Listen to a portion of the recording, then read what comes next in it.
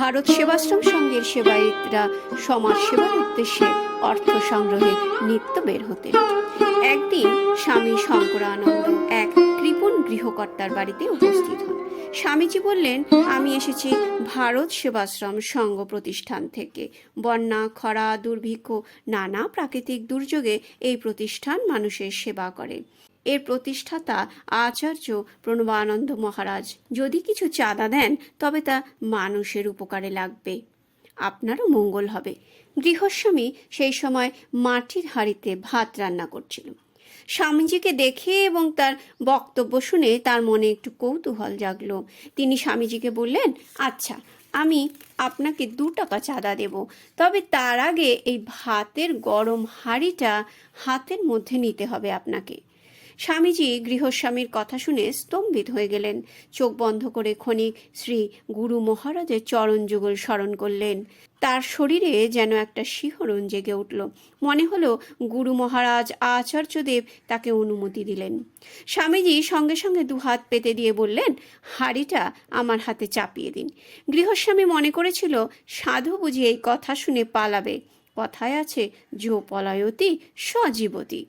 কিন্তু স্বামীজিকে 2 হাত পাতা অবস্থায় দাঁড়িয়ে থাকতে দেখে গৃহস্বামী বেশ অবাক হলেন। কৌতূহলবশত তিনি নিষ্ঠুর হৃদয় হয়ে হাঁড়িটি চাপিয়ে দিলেন স্বামীজির হাতে। অন্তত 2 মিনিট গরম হাঁড়িটা স্বামীজি হাতে রেখে দিলেন। হাঁড়ি সরিয়ে নিয়ে স্বামীজির হাতগুলো গৃহস্বামী খুব ভালো করে পরখ করে দেখলেন। হাত সম্পূর্ণ অক্ষত। এবার গৃহস্বামীর প্রতিজ্ঞা মতো 2 টাকার জায়গায় 10 টাকা চাঁদা দিলেন এবং তার এই নির্দয় ব্যবহারের জন্য বারবার ক্ষমা ভিক্ষা করলেন।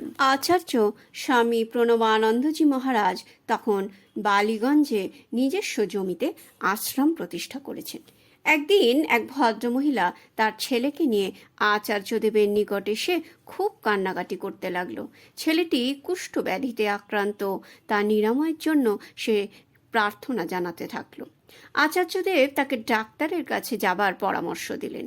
ভদ্রমহিলা ছেলেকে নিয়ে সেই দিন চলে গেলেন। মাসখানেক পর ভদ্রমহিলা ছেলেকে নিয়ে আবার আশ্রমে আসলেন। তখন সন্ন্যাসীরা আচার্যদেবের দর্শনে তাকে বাধা দিলেন, কারণ তারা বুঝে গিয়েছিলেন কি কারণে তার আশ্রমে আগমন। পূর্বের মতো আচার্যদেব অন্যের ব্যাধি যন্ত্রণা গ্রহণ করে তাকে মুক্ত করবেন আর নিজে ভুগবেন সেই ব্যাধিতে। তাই মহিলাকে বারবার বাধা দিলেন আশ্রমের সেবায়েতরা। কিন্তু মহিলাও নাছোড়বান্দা। অন্যের নিকটে তিনি শুনেছেন এই মহাপুরুষ ছাড়া এই দুরারোগ্য ব্যাধি থেকে তার ছেলেকে আর কেউই মুক্ত করতে পারবে না। এইভাবে দিনের পর দিন তিনি ছেলেকে নিয়ে আসতে থাকলেন আশ্রমে এবং গুরু মহারাজের দর্শন ভিক্ষা করতে থাকলেন।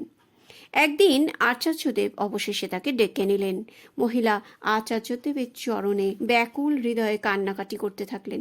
আমার একমাত্র পুত্র সন্তান, একে কৃপা করে আপনি ব্যাধি মুক্ত করুন। আমার আর কেউ নেই। ডাক্তার কবিরাজ দেখিয়েছি, তারা বলেছেন আমাদের ঔষধে এর নিরাময় হবে না। দয়াময় প্রভু, আপনি দয়া করুন। আপনি যদি দয়া না করেন তবে আমার ছেলের মৃত্যু নিশ্চিত। কিন্তু শঙ্কিতের শঙ্কা আপনি কি হরণ করবেন না? লোককল্যাণের জন্য আবির্ভূত আচার্যদেব অবশেষে মহিলার আর্তকান্নায় সাড়া দিলেন। তিনি ছেলেটিকে কাছে ডেকে নিয়ে গায়ে মাথায় হাত বুলিয়ে দিলেন। তারপর বললেন, ছেলেকে নিয়ে যাও, ও সুস্থ হয়ে যাবে। মহিলা ছেলেকে নিয়ে বাড়ি চলে গেলেন। এরপর আচার্যদেব অসুস্থ হয়ে পড়লেন। সেটা ছিল জুন মাস। প্রচণ্ড গরম, তার জ্বর এলো, সঙ্গে শরীরে বড় বড় ফোড়া। কয়েকদিনের মধ্যেই শরীরে কয়েকটি কার্বাঙ্কলও দেখা দিল। তিনি একেবারে শয্যাশায়ী হয়ে পড়লেন। ডাক্তার ডাকলে তারা অবস্থা দেখে আতঙ্কিত হলেন। আর বুঝি প্রাণ বাঁচে না। বিশিষ্ট জনেরা এসে বারে বারে তাকে প্রার্থনা জানাতে লাগলেন, আপনার সংঘের কাজ এখনো সম্পূর্ণ হয়নি, আরও অনেক কাজ করতে হবে আপনাকে। সন্ন্যাসী সন্তানরা তাকে পূজার আসনে বসিয়ে কাতরভাবে প্রার্থনা করলেন। তার মনে বাঁচার সংকল্প জাগল। তিনি সুস্থ হয়ে উঠলেন। সেবার ভারত সেবাশ্রম সংঘের আশাশুনি শাখায় দোল পূর্ণিমার বার্ষিক উৎসব উপলক্ষে আচার্য স্বামী প্রণবানন্দ মহারাজ কয়েকজন সন্ন্যাসী সন্তানদের নিয়ে উপস্থিত হয়েছেন। সেখানে ভক্তিমূলক সংকীর্তন, যজ্ঞানুষ্ঠান, শিক্ষা সংস্কৃতির সম্মেলনের বক্তৃতা, পুজো, আরতি ইত্যাদি ও প্রসাদ বিতরণের ব্যবস্থা হয়েছে খোলা আকাশের নিচে। হাজার হাজার মানুষ মাঠে বসে গেছে, খিচুড়ি প্রসাদ পরিবেশন চলছে। এমন সময় দেখা গেল আকাশে ঘন কালো বৃষ্টির মেঘ ভীষণ তর্জন গর্জন শুরু করেছে। এই বৃষ্টি হয় আর কি। পরিবেশক সন্ন্যাসীরা প্রমাদ গুনল, সবাই উদ্বিগ্ন। যারা প্রসাদ নিতে বসেছেন তারাও ভাবছেন বৃষ্টি আরম্ভ হলে আর প্রসাদ নেওয়া হবে না। ভক্ত সুরেন্দ্রনাথ চক্রবর্তী এমতাবস্থায় আচার্যদেবের সমীপে উপস্থিত হলেন। বললেন, একমাত্র আপনিই পারেন এই বিপদ থেকে আমাদেরকে রক্ষা করতে। আচার্যদেব কিছুক্ষণ নিশ্চুপ থাকলেন, তারপর বললেন, বৃষ্টি হবে না। তিনি ঘর থেকে বেরিয়ে বাইরে যেখানে ভক্তরা প্রসাদ নিচ্ছেন আস্তে আস্তে সেখানে গিয়ে দাঁড়ালেন। বললেন, এখানে চেয়ার দাও। তিনি চেয়ারে বসে আকাশের দিকে চেয়ে থাকলেন। কিছুটা দূরে খালের পাড় ধরে ঝমঝম করে বৃষ্টি হতে থাকলো। সকলের অজ্ঞাতে শ্রী ভগবান আচার্যদেব তার যোগ শক্তিকে মানুষের কল্যাণের কাজে লাগালেন। অনুষ্ঠানের জায়গায় তিনি যতক্ষণ বসে রইলেন ততক্ষণ বৃষ্টি হলো না। ভক্তরা মনের আনন্দে প্রসাদ গ্রহণ করলেন। তারপর তিনি চেয়ার থেকে উঠে ঘরে চলে যাওয়া পরে ঝমঝম করে বৃষ্টি আরম্ভ হলো। ভারতের তীর্থ সংস্কার এবং তীর্থযাত্রীদের নিরাপত্তা বিধানে আচার্য স্বামী প্রণবানন্দ মহারাজের অভূতপূর্ব অবদান রয়েছেন। একবার গোরক্ষপুরে যাওয়ার পথে পিতৃতীর্থ গয়ায় নামলেন তিনি পিতা শ্রাদ্ধ ও পিণ্ডদানের উদ্দেশ্যে। কিন্তু গয়াধামে এক ভয়ঙ্কর অভিজ্ঞতা হলো তার। তীর্থপাণ্ডারা তাকে নিয়ে টানা হ্যাচড়া শুরু করলো। এই কুৎসিত আচরণের তিনি তীব্র প্রতিবাদ করলেন। ক্ষিপ্ত হয়ে পাণ্ডারা সংঘবদ্ধ হয়ে তাকে আক্রমণ করল। স্বামীজি দুষ্ট ধমনে ধারণ করলেন রুদ্রমূর্তি। সেই রুদ্রমূর্তি দেখে পাণ্ডারা ভয়ে পিছিয়ে গেল। এই ঘটনার পর গয়া তীর্থ সংস্কার সংকল্প নিলেন স্বামী প্রণবানন্দ।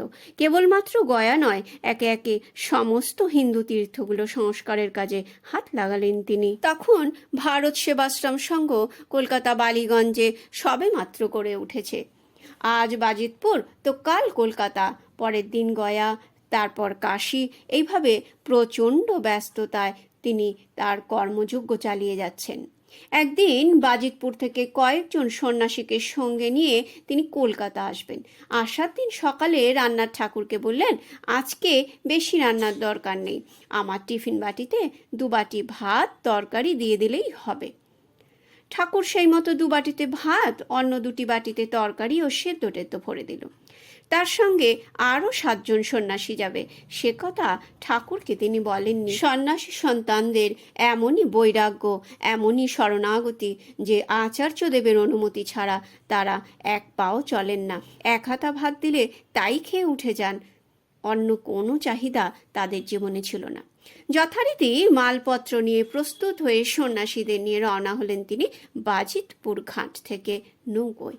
যথাসময়ে নৌকা ভিড়ল সিন্ধিয়া ঘাটে স্টিমার জেঠির গায়ে। স্টিমারে সমস্ত মালপত্র তোলা হলো। আচার্যদেব একটি কেবিনে, অন্যান্যরা সাধারণ টিকিটের যাত্রী হলেন। স্টিমার পৌঁছলো গোপালগঞ্জের ঘাটে। তখন বেলা 12টা। আচার্যদেব স্নানান্নিক সেরে ভোগ গ্রহণের জন্য বসলেন। তার সামনে টিফিন বাটি খুলে দিলেন সন্ন্যাসী সেবকরা। তাতে 2 বাটি ভাত, আর একটিতে তরকারি, আর অন্য একটিতে সেদ্ধ লঙ্কা ও লবণ। তিনি 1 বাটি ভাত তরকারি খেলেন। তারপরে বললেন, তোদের খাবার আনিসনি? কপট রাগ দেখিয়ে বললেন, সব কিছু আমাকে বলে দিতে হবে। গোপালগঞ্জের ঘাট থেকে তো কিছু কিনে নিতে পারতিস। সন্ন্যাসীরা বললেন, না না, তার দরকার হবে না, তিনি অন্তর্যামী, সবই জানেন। তারপর তিনি 2টো কলা পাতাকে 7 টুকরো করলেন। মায়ের মতো করে বললেন, ধর এই পাতাগুলো, আমি তোদের খাবার দিচ্ছি, অনেক খাবার আছে। তারপর অবশিষ্ট খাবার 1 বাটি ভাত 1 মুঠো করে দিলেন সবাইকে, সঙ্গে কাঁচা লঙ্কা ও লবণ দিয়ে বললেন, নে খেয়ে নে। তখনও বাটিতে কিছু ভাত অবশিষ্ট। তাদের খাওয়ার পর জিজ্ঞাসা করলেন, কিরে, পেট ভরেছে? আর একটু ভাত নিবি? সকলের এমন অবস্থা যে পেটে আর জায়গা নেই। সকলেই পরিতৃপ্ত বোধ করলেন। আচার্যদেবের শিষ্য সন্ন্যাসীরা স্টিমারে বসে নিজেদের মধ্যেই ভাবতে থাকলেন, এক বাটি ভাত তো আমাদের একারই লাগে, অথচ এক বাটি ভাতে আমরা 7 জন পেট ভরে খেলাম। মহাপুরুষের লীলা সত্যিই বোঝা ভার। তখন আচার্য স্বামী প্রণবানন্দ মহারাজ তীর্থ সংস্কারের উদ্দেশ্যে গয়াতে ভারত সেবাশ্রম সংঘের শাখা গড়ে তুলেছেন। সেইবার অতি অল্প সময়ের জন্য আচার্যদেব গুরুত্বপূর্ণ কিছু কাজ সারতে গয়া শাখাতে উপস্থিত হয়েছেন। এদিকে তার একটি চারণ দল পাটনা শহরে একটি ধর্মশালায় থেকে সংঘের সেবা কর্ম করছেন। দলে আছেন স্বামী অদ্বৈতানন্দজি মহারাজ। স্বামীজির ভীষণ ইচ্ছে হলো তিনি আচার্যদেবের দর্শন করেন। মনে মনে তাই কঠোর প্রতিজ্ঞা করে বসলেন, যতক্ষণ না আচার্যদেব দর্শন দেবেন ততক্ষণ তিনি অনাহারে থাকবেন। তবে অনাহারে থেকেও তিনি সকল কর্ম নিষ্ঠার সঙ্গে পালন করতে থাকবেন। চলতে থাকলো তার নির্দিষ্ট কর্মধারা। প্রথম দিন এইভাবে চলল। দ্বিতীয় দিনও সকাল গড়িয়ে দুপুর হয়ে বিকেল। কর্ম শেষ করে এসে তিনি জলস্পর্শ করেননি। এবার শরীর অত্যন্ত ক্লান্ত, অবসন্ন। মনে মনে ভাবেন, এবার বুঝি সংকল্প ব্যর্থ হলো। তাহলে কি আচার্যদেব আর দর্শন দিলেন না?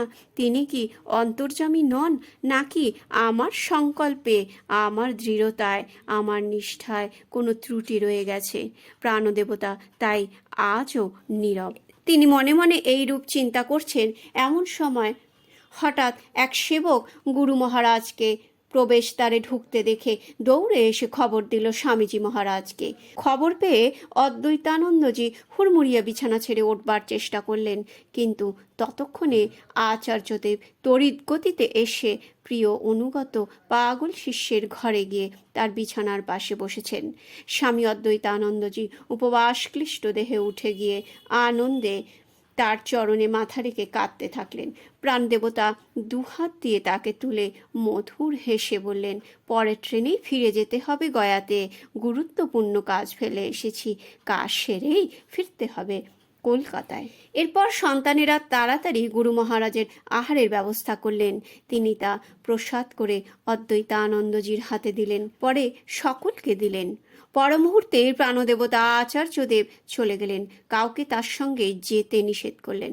হঠাৎ এলেন, আবার হঠাৎই চলে গেলেন। তিনি কি যোগশক্তি প্রয়োগ করলেন তা বোঝা গেল না, সংশয় থেকেই গেল।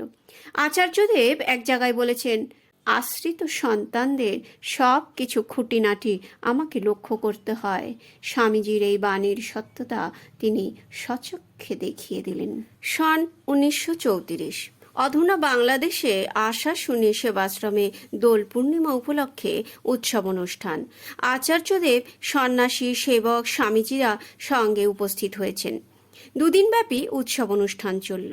তারপর অনুষ্ঠান সমাপ্ত হলে আচার্যদেব সকলকে নিয়ে কলকাতায় ফিরছেন। কয়েকজন সন্ন্যাসী জলপথে কান্ডারি নামে এক বিরাট নৌকায়, আর বাকি সব সন্ন্যাসী, সেবক, ভক্তরা আরও কয়েকটি ছোট নৌকায় রওনা হলেন।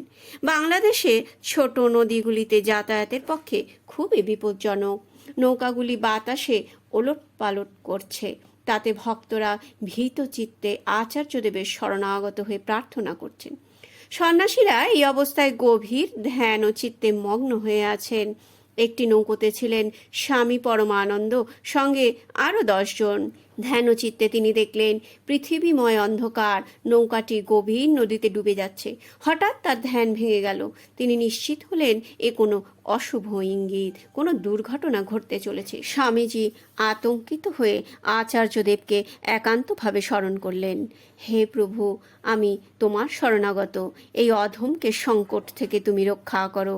হে গুরুদেব, তুমিই বিষ্ণু, তুমিই ব্রহ্মা, তুমিই শঙ্কর, তুমিই পরম ব্রহ্মস্বরূপ, তুমি বরাভয় দাতা। আমার চিত্ত অমঙ্গলের আশঙ্কায় শঙ্কিত। তুমি তো আমাদের আশ্রয়দাতা। আমার মন যেন তোমার চরণে নিবিষ্ট থাকে। এইভাবে পরমানন্দজি প্রার্থনা জানাচ্ছেন। নৌকা চলছে তার আপন গতিতে। কিছুক্ষণের মধ্যে একটি বড় নৌকা এসে পরমানন্দজির ছোট নৌকাতে ধাক্কা দিল। সঙ্গে সঙ্গে নৌকাটি না ডুবে কাত হয়ে গেল। ছলাৎ ছলাৎ করে জল উঠতে লাগলো। নৌকাটিতে 10 জন মানুষ এবার বুঝি ডুবে যায়। সকলেই তখন আকুল হৃদয়ে গুরু মহারাজকে স্মরণ করছেন। সকলেই ভাবছেন এবার বুঝি সলিল সমাধি। কিন্তু যদি মৃত্যুর পূর্বে শ্রীগুরু ভগবানের প্রতিমূর্তি স্মরণ করে মৃত্যুবরণ করা যায় তবে মুক্তি লাভ নিশ্চিত। পরমানন্দজির সম্মুখে শ্রীগুরুর প্রতিমূর্তি ভেসে উঠল। ঠিক সেই সময় অন্য দিক থেকে একটি বড় নৌকো উল্টো স্রোতের মুখে এসে সজোরে নৌকোটিতে ধাক্কা দিল। সেই ধাক্কায় নৌকোটির দিব্যি সোজা হয়ে গেল। নৌকার সমস্ত জল ছলাৎ করে এক ঝটকায় বেরিয়ে গেল। নিশ্চিত মৃত্যুর হাত থেকে সকলেই রক্ষা পেলেন। আচার্যদেব অলক্ষ্যে থেকে যেন তার অলৌকিক শক্তি প্রয়োগে সকলের প্রাণ বাঁচালেন। অধুনা বাংলাদেশের খুলনা জেলায় বাস করতেন 2 বন্ধু, চুনিলাল গঙ্গোপাধ্যায় ও সুরেন চট্টোপাধ্যায়। তারা অনেক জায়গা ঘুরেছে সঠিক গুরুর সন্ধানে, কিন্তু কোথাও তাদের মনের মতন গুরুর সন্ধান পাননি। তাদের মনে সংকল্প জাগে যে তাদের ডেকে দীক্ষা দেবেন তাকেই তারা গুরু বলে স্বীকার করে নেবেন। অবশেষে একদিন তাদের আশা পূরণ হয়। খুলনা আশ্রমের অনুষ্ঠানে এসেছেন স্বামী প্রণবানন্দ মহারাজ। তিনি তাদের ডেকে বললেন, তোমাদের দীক্ষা হবে আজই, তৈরি হয়ে নাও। যথারীতি দুজনের দীক্ষা হয়ে গেল। পরের বছর একদিন আচার্য স্বামী প্রণবানন্দজি খুলনা আশ্রমে উৎসবে এসছেন। দুজনে পরামর্শ করল খুলনা আশ্রমে গিয়ে গুরুদেবকে দর্শন করবে। তাদের দোকানপাট বন্ধ করতে করতে একটু বেশি দেরি হয়ে গেল। তবু তারা রওনা হলো দর্শনের উদ্দেশ্যে। যখন তারা আশ্রমে পৌঁছলো তখন রাত্রি 11টা। আশ্রমের উৎসব অনুষ্ঠান শেষ হয়ে গিয়েছে। সকল উৎসব কাজ সমাপ্ত করে পরিশ্রান্ত হয়ে বিশ্রাম নিচ্ছেন আশ্রম সেবকরা। তারা কি করবে ভেবে পাচ্ছে না। ফিরে যাবে, কিন্তু ফিরে যেতে অসুবিধে আর মনও চাইছে না। গুরুদেবকে দর্শন না করেই ফিরবে। 7-5 ভাবতে ভাবতে গুরু মহারাজের একটি কথা মনে ভেসে উঠল তাদের। সংকল্পে যে দৃঢ়, প্রতিজ্ঞায় যে অবিচলিত, যাবতীয় সিদ্ধি তার করতলগত। তাই 2 বন্ধু পরামর্শ করে নাট মন্দিরে গুরু মহারাজের প্রতিমূর্তির সামনে সংকল্প করে বসল, গুরু দর্শন না হওয়া পর্যন্ত তারা উঠবে না। যদি তিনি অন্তর্যামী হন তবে ঠিক তিনি এখানে আমাদের দর্শন দেবেন। এই মনস্থ করে পদ্মাসনে বসে গুরু প্রদত্ত মন্ত্র জপ করতে লাগলো 2 বন্ধু। নিঝুম নিঃশব্দ রাত্রি, ঝিঝি পোকার ডাক, আর কিছুই শোনা যায় না। তাদের মনে সেই সময় গুরু চিন্তা ছাড়া আর কোনো চিন্তার স্থান নেই। তখন রাত্রি প্রায় 1টা। এমন সময় হঠাৎ ঠক ঠক লাঠির শব্দ, সাথে খড়মের আওয়াজ। ক্রমশ সেই শব্দ 2 বন্ধুর সামনে এসে থমকে দাঁড়ালো। তারা চোখ মেলে দেখলো স্বয়ং গুরু মহারাজ সামনে দাঁড়িয়ে। প্রথমে তারা নিজেদের চোখকে বিশ্বাসই করতে পারছিল না, কারণ কিছুক্ষণ পূর্বেই তারা দেখে এসেছে গুরু মহারাজ বিশ্রাম করছেন। তারা গুরু মহারাজের চরণতলে লুটিয়ে পড়ে পদস্পর্শ করে প্রণাম করল। তখন তাদের বিশ্বাস হলো স্বয়ং গুরু মহারাজ।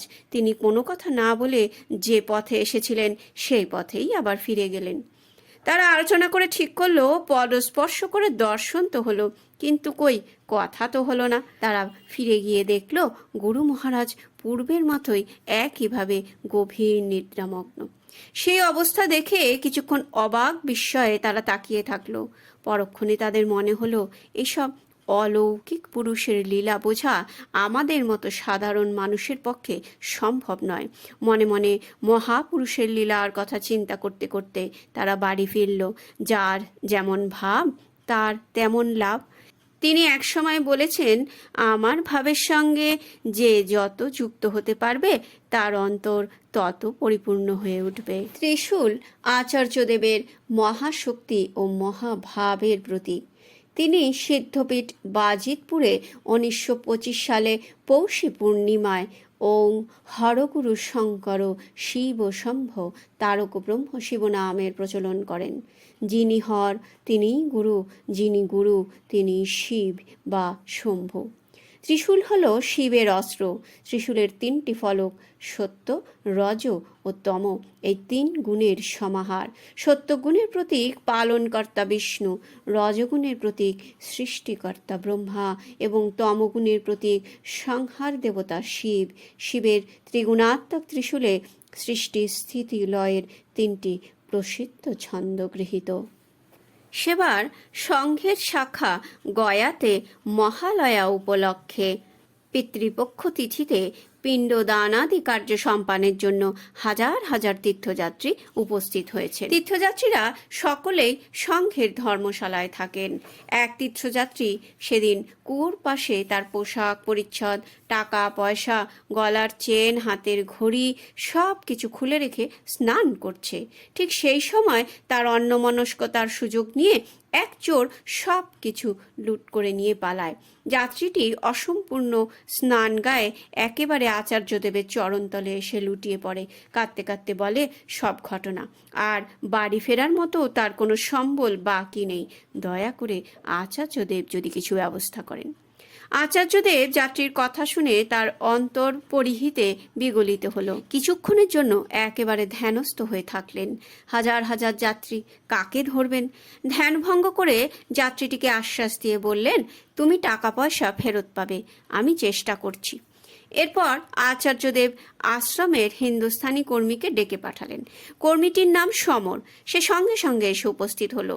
তিনি তাকে একটু কড়া স্বরে বললেন, সমর, এই বাবুর ঘড়ি, টাকা পয়সা, জামা কাপড়, জিনিসপত্র কোথায়? সমর সবই অস্বীকার করল। আচার্যদেব আরও কর্কশ্বরে বললেন, আমি জেনেছি, এ তোরই কাজ।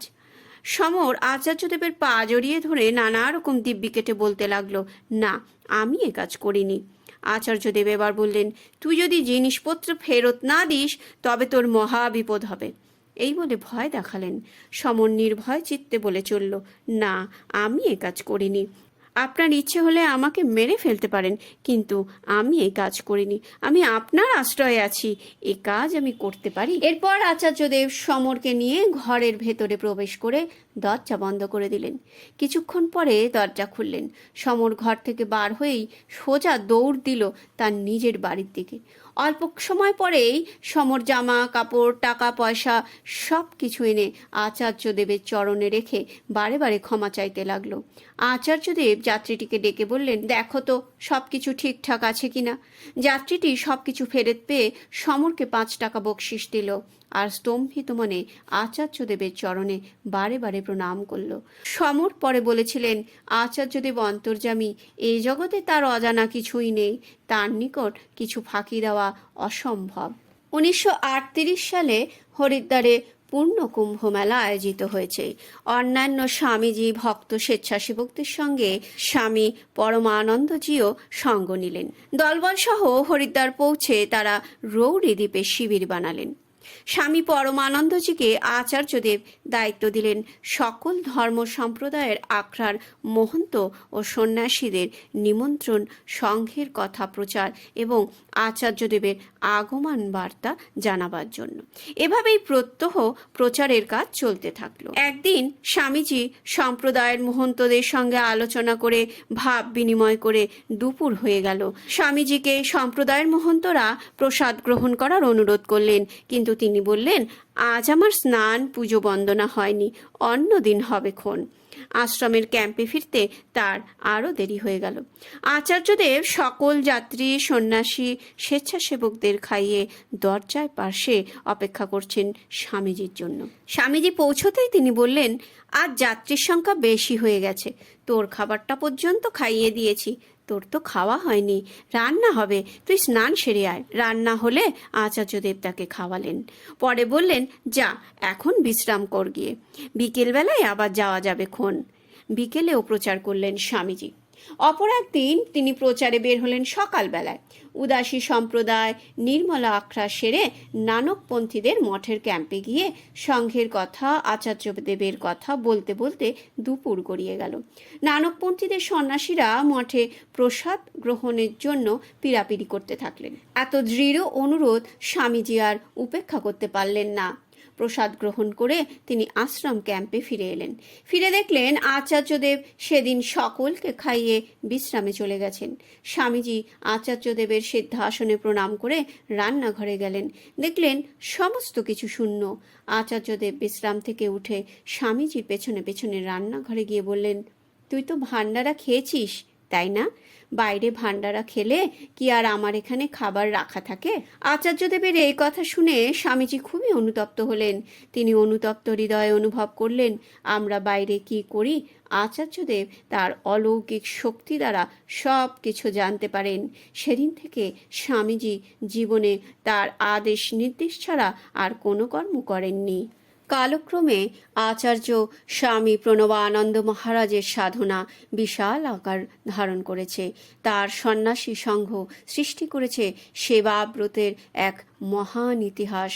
দেশ ও দেশান্তরে লোককল্যাণ, লোকশিক্ষা ও আধ্যাত্ম ভাব ধারার মধ্যে দিয়ে এইভাবে আচার্যদেব তার অসংখ্য লীলা স্থাপন করে গেছেন এই পুণ্যভূমিতে। যুগাচার্য স্বামী প্রণবানন্দ মহারাজ মাত্র 44 বছর বয়সে 1941 সালের 8ই জানুয়ারি তার ভক্ত সন্তানদের উপস্থিতিতে মহাসমাধিতে লীন হয়ে যান।